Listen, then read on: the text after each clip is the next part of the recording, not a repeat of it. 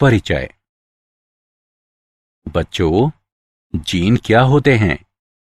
Gene आनुवंशिकता की इकाई है जो निश्चित लक्षणों की अभिव्यक्ति की जानकारी स्थानांतरित करने के लिए जनकों से संततियों में स्थानांतरित किए जाते हैं। बिल्कुल सही। क्या तुम इस चित्र में दर्शाई गई संरचना की पहचान कर सकते हो? यह एक गुणसूत्र है। तुम सही कह रहे हो।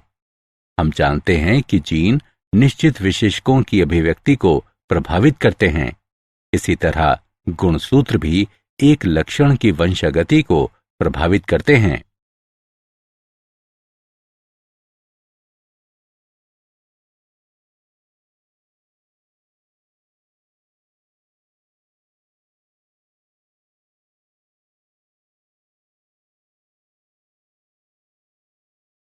उद्देश्य।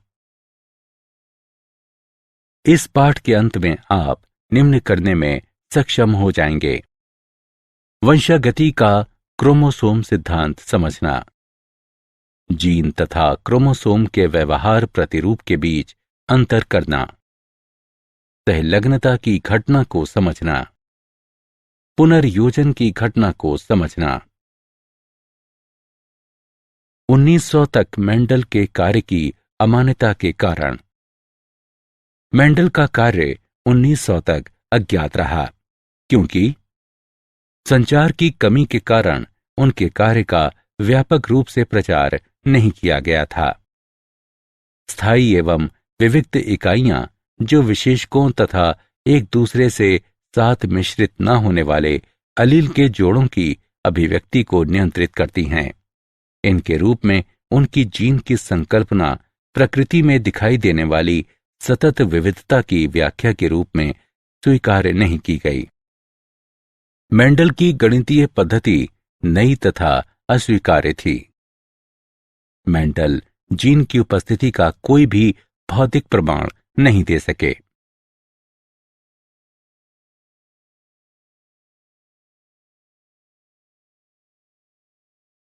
क्रोमोसोम यानी गुणसूत्र की खोज। 1900 में क्रोमोसोम की पहचान केंद्रक के भीतर रंगीन कार्य के रूप में की गई जो कोशिका विभाजन के ठीक पहले द्विगुणित और विभाजित होने में भी सक्षम थे। परिणाम स्वरूप डी व्रीज, कॉरेंस और वॉन शेरमाक ने मेंडल के कार्यों की पुनः खोज की। सन 1902 में अर्धसूत्री कोशिका विभाजन के दौरान क्रोमोसोम की गति की पहचान की गई।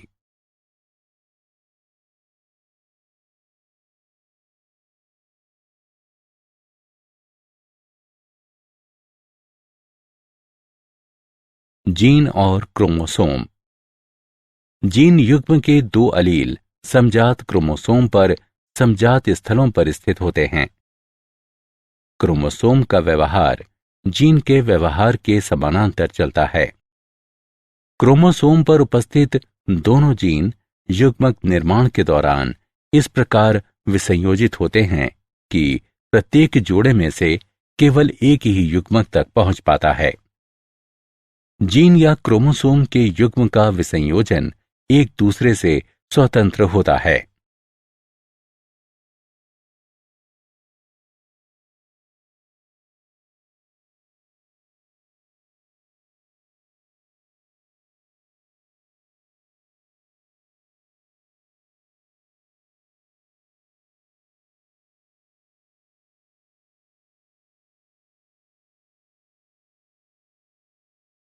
गुणसूत्रों का स्वतंत्र अपव्यूहन।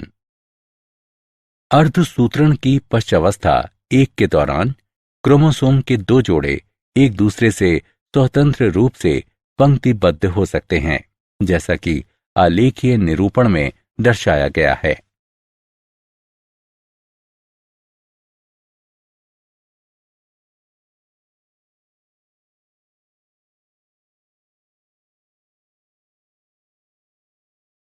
वंशागति का क्रोमोसोम सिद्धांत। सटन और बोवेरी ने सन 1902 में स्वतंत्र रूप से वंशागति का क्रोमोसोमवाद या क्रोमोसोम सिद्धांत प्रस्तुत किया। सिद्धांत के अनुसार आनुवंशिक जानकारी जीन द्वारा ले जाई जाती है जो क्रोमोसोम के भाग हैं। सटन और बोवेरी के अनुसार क्रोमोसोम युग्म का जोड़ा बन जाना या अलग होना अपने में ले जाए जा रहे कारकों के युग्म के विसंयोजन का कारण बनेगा।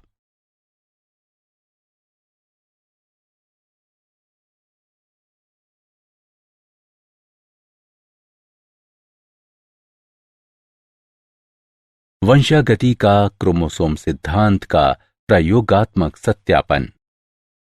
वंशागति का क्रोमोसोम सिद्धांत का प्रयोगात्मक सत्यापन थॉमस हंट मॉर्गन द्वारा फल मक्खी ड्रोसोफिला मेलनोगैस्टर पर किया गया। ड्रोसोफिला मेलनोगैस्टर ही क्यों? वे प्रयोगशाला में साधारण कृत्रिम माध्यम पर वृद्धि कर सकी हैं।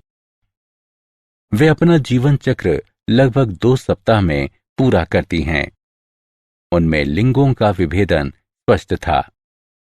इनकी आनुवंशिक विविधताओं को कम क्षमता वाले माइक्रोस्कोप से देखा जा सकता है।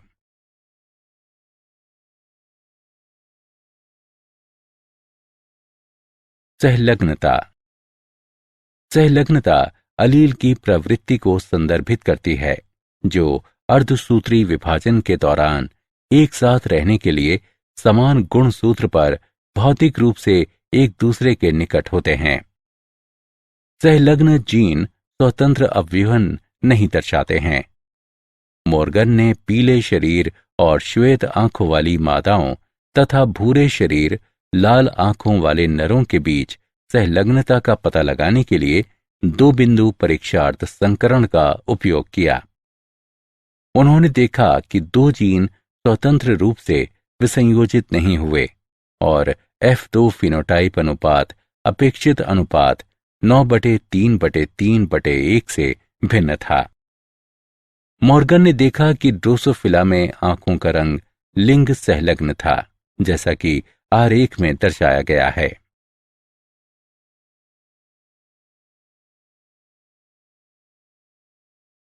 विनिमय। विनिमय समजात गुणसूत्रों के बीच गुणसूत्रों का भौतिक आदान प्रदान को संदर्भित करता है। ये अर्धसूत्री विभाजन एक की पूर्वावस्था में होता है।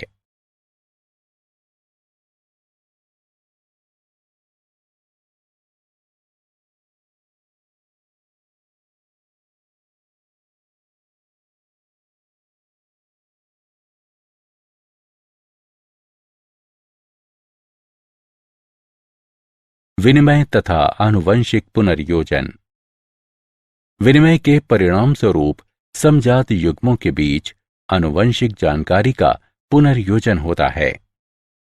पुनर्योजन अर्धसूत्री विभाजन के दौरान समान गुणसूत्र पर अलील के आनुवंशिक अभिव्यूहन को संदर्भित करता है। सहलग्न जीन कम पुनर्योजन आवृत्ति दर्शाते हैं क्योंकि ये जीन स्वतंत्र रूप से अपव्यूहित नहीं होते हैं।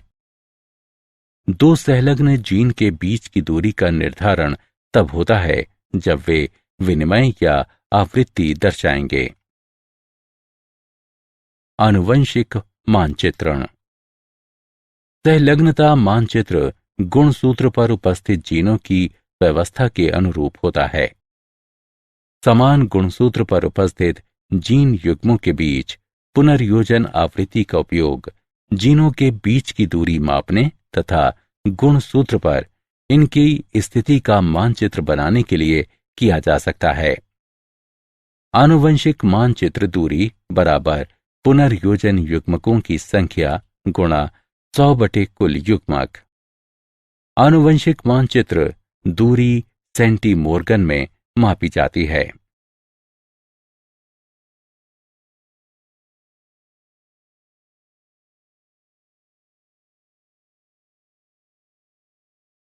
क्या आप जानते हैं सहलग्नता मानचित्र का उपयोग हेलियोथिस और हेलिकोवर्पा पीड़कों का प्रतिरोध करने की कीटनाशकों की क्रियाविधि का अध्ययन करने के लिए किया जा सकता है। सहलग्नता मानचित्र एक विशिष्ट विभेद में विशिष्ट कीटनाशक का प्रतिरोध करने में योगदान करने वाले सहलग्नता समूहों की संख्या का निर्धारण और उनकी पहचान करता है। सारांश। आइए हमने जो कुछ सीखा है उसे संक्षेप में दोहराएं। सटन और बोवेरी ने सन 1902 में स्वतंत्र रूप से वंशागति का क्रोमोसोमवाद या क्रोमोसोम सिद्धांत प्रस्तुत किया। सिद्धांत के अनुसार आनुवंशिक जानकारी जीन द्वारा ले जाई जाती है जो क्रोमोसोम के भाग हैं। मेंडल का स्वतंत्र अवयूहन का नियम उन जीनों के लिए सत्य नहीं हुआ जो समान गुणसूत्रों पर स्थित थे। ये जीन सहलग्न जीन कहलाते थे। विनिमय के परिणाम स्वरूप समजात युग्मों के बीच आनुवंशिक जानकारी का पुनर्योजन होता है। सहलग्नता मानचित्र गुणसूत्र पर उपस्थित जीनों की व्यवस्था के अनुरूप होता है।